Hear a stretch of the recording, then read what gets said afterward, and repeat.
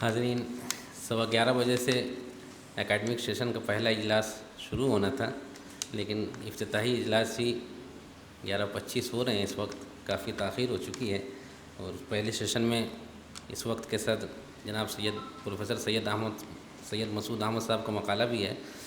میں بہرحال بہت ہی ادب اور احترام کے ساتھ ان سے درخواست کرتا ہوں کہ وہ صدارتی گفتگو فرمائیں۔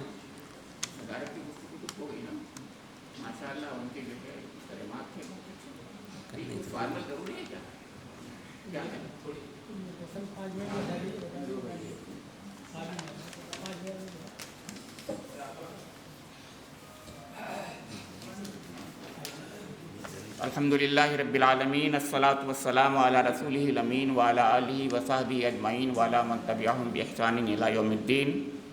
اما بعد، عزت مآب مہمانان خصوصی، قابل احترام مندوبین کرام، علماء اعظام، دانشگاہ سید کے اساتذہ اکرام، معزز و محترم شرکائے مجلس، عزیز طلباء اور حاضرین حاضرات، السلام علیکم ورحمۃ اللہ۔ اللہ رب العالمین کا بے پایاں شکر و احسان ہے کہ اس نے امت محمدیہ علیہ صاحبہ الصلاۃ والسلام کو اس کتاب ہدایت سے نوازا جو ایک ہمہ جہتی، ہمہ گیر، زندہ و جاوید اور لازوال معجزہ ہے۔ مزید شکر اس احسان عظیم پر کہ اسی نبی خاتم اور کتاب اعظم کے ہم بھی نام لیوا ہیں۔ لک الحمد یا رب کما ینبغی لجلال وجہک وعظیم سلطانک۔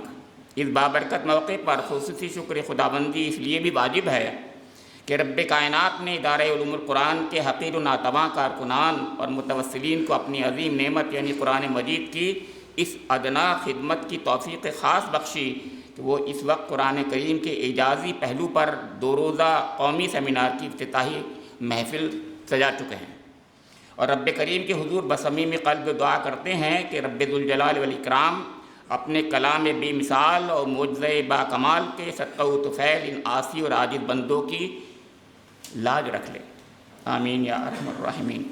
خصوصی شکر و سپاس اس امر پر بھی ہے کہ رب کائنات کے کرم سے اس ادارے کا یہ 13واں سیمینار ہے، اور ہر سیمینار کا محور و مرکز بحمدللہ قرآن مجید ہی رہا ہے۔ حاضرین کرام، یہ عاجز و عاصی بندہ خطبہ صدارت کے لیے ہرگز اہلیت نہیں رکھتا، مگر ہم سب لوگوں کے محسن و مربی پروفیسر اشتیاق احمد ظلی حفظہ اللہ تعالیٰ کی ناسازی طبع کی وجہ سے اور ذمہ داران ادارہ کے اصرار پر وہ اس بھاری ذمہ داری کو اپنے ناتواں کندھوں پر اٹھانے کے لیے تیار ہو گیا۔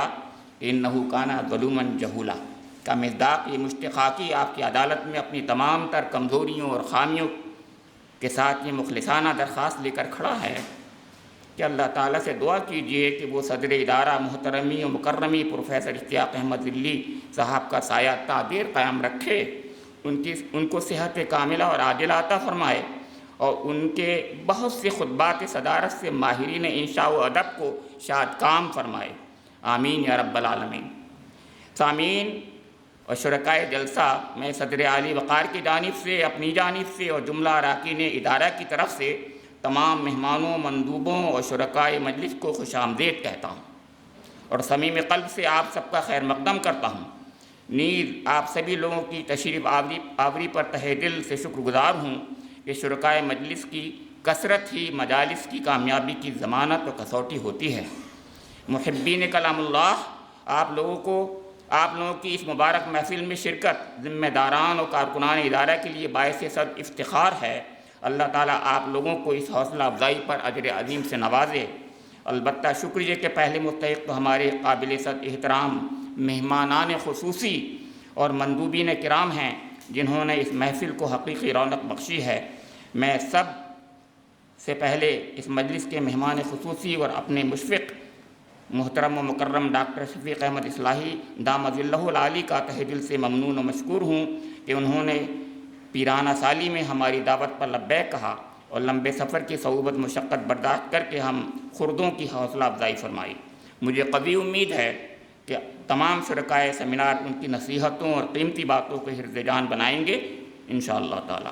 میں اس ادارے کے ادنا خادم کی حیثیت سے آج کی افتتاحی نشست کے کلیدی خطیب عزت مآب ڈاکٹر ظفر الاسلام خان صاحب، جو ملت اسلامیہ کی عزت و ناموس کے پاسباں، عالمی اور عصری مسائل کے رازداں اور علوم قرآنی کے شناور و نقطہ داں ہیں، ان کا بھی تہہ دل سے ممنون و مشکور ہوں کہ وہ اپنے اہم ترین مشاغل سے قیمتی وقت فارغ کر کے علی گڑھ تشریف لائے اور اس سیمینار کے کلیدی خطبے میں فکر انگیز نکات سامعین کے گوش گزار فرمائے۔ اس پرمغز خطاب سے یقیناً اہل علم و دانش کو اعجاز قرآنی کے نئے گوشوں تک رسائی میں مدد ملے گی۔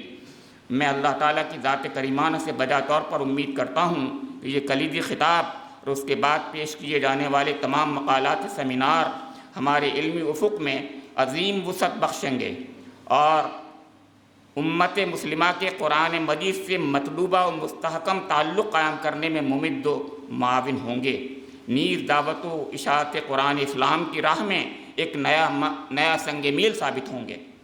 حضرات، ادارہ علوم القرآن بفضل ایزدی اپنے قیام کے 40 سال مکمل کرنے کی طرف تیزی سے رواں و دواں ہے اور چند ماہ میں انشاءاللہ اس مدت کو پورا کر لے گا۔